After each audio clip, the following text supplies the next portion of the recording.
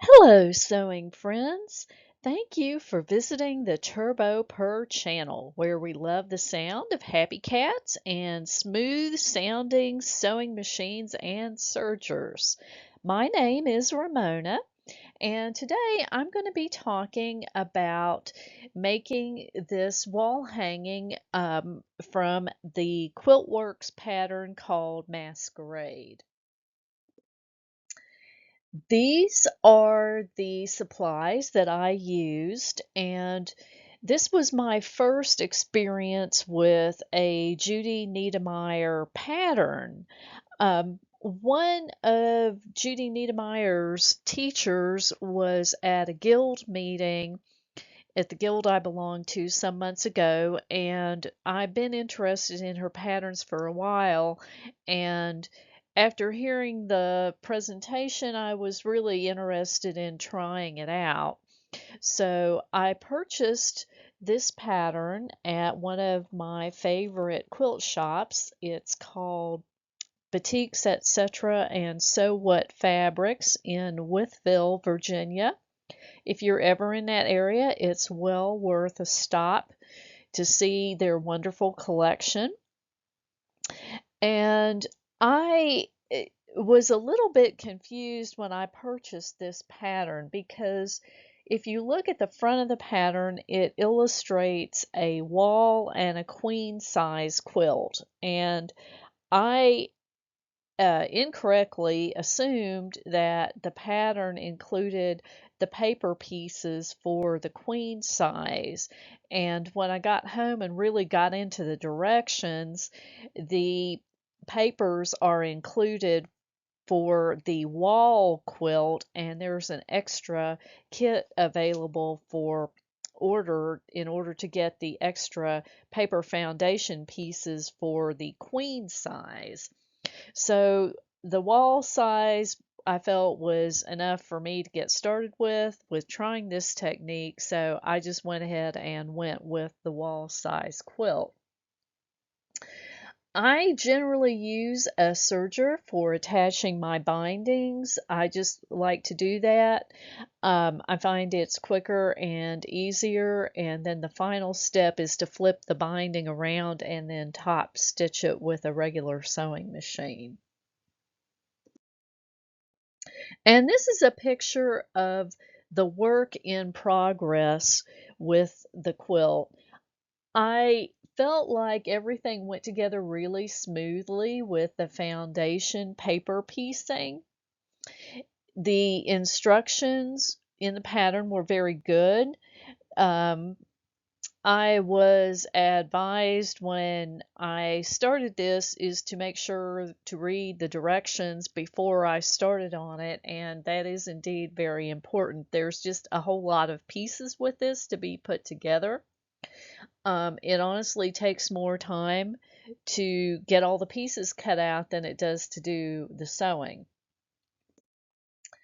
This is the foundation paper side, and so if you're not familiar with this technique, it's sort of like paint by number, only it's sew by number, and everything is organized with code numbers, and all the fabrics are cut into pieces, and then you match up the numbered pieces with the numbers on the foundation paper.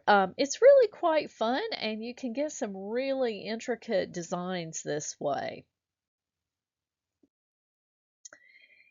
And one thing that I will mention is that it is tedious removing all the small bits of paper, and I could have done, there's more than one way to do this. Some people will remove some of the papers as they go.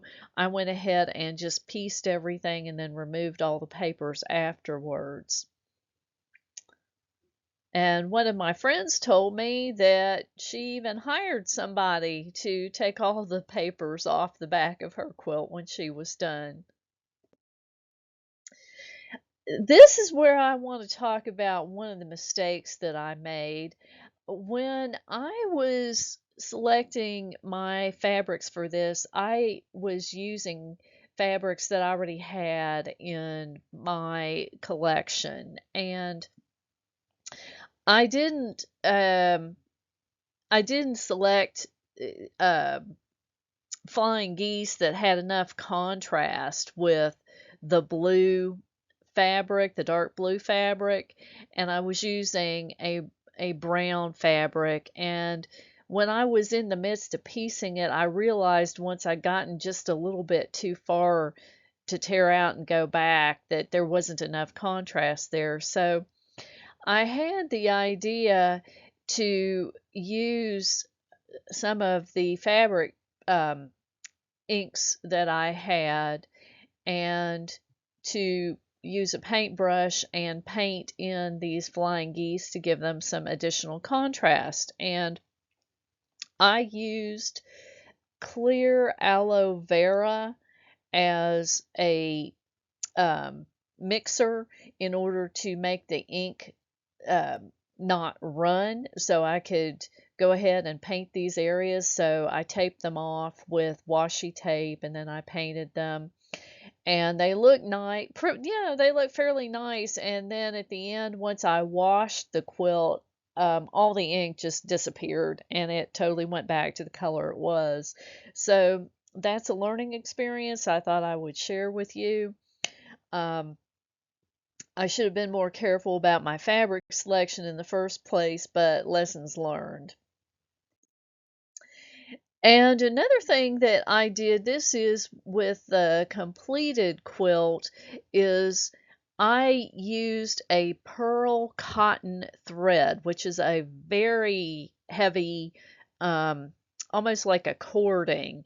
And I have a couching foot for my machine, and I just zigzagged over it. So the little red line that you see around the outside of the white border is the pearl cotton, just to give a little more separation and contrast between the white fabric and the black fabric.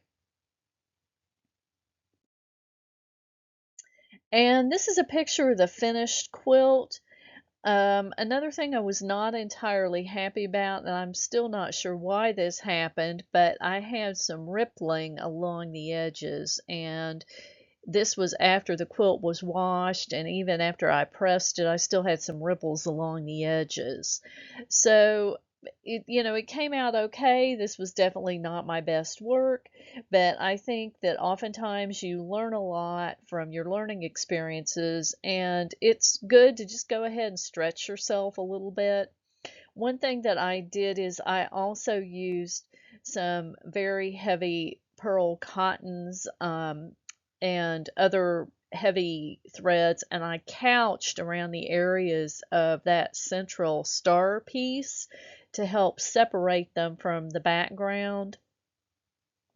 So I did like the way that that turned out. And this is the system that I use for the quilt backing, the binding, and the labeling. And I'd like to thank you again for joining me today and wish you much luck in happiness in your quilting. If you have any comments or would like to share what you've been working on lately, please do. And please give this video a thumbs up and subscribe if you liked it. Have a wonderful day and happy stitching to you.